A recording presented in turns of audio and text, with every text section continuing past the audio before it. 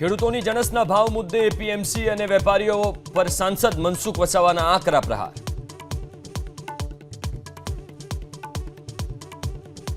ડેડિયાપાડાના વેપારીને હું ખાસ ચેતવણી આપું છું ભાઈ, આ ગરીબ આદિવાસી ખેડૂતને કેટલી મહેનત કરીને મકાઈ પકવે છે અને તમે એને લૂંટી લો છો ભાઈ। આ લૂંટવાના ધંધા બંધ કરી દેજો।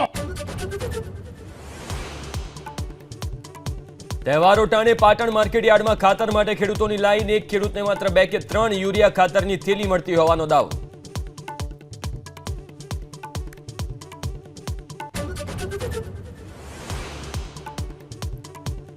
સુરતમાં સરકારી શાળામાં નોનવેજ પાર્ટી મુદ્દે આચાર્ય સસ્પેન્ડ। તપાસ કમિટી સ્ટાફ અને શિક્ષકોની કરશે તપાસ।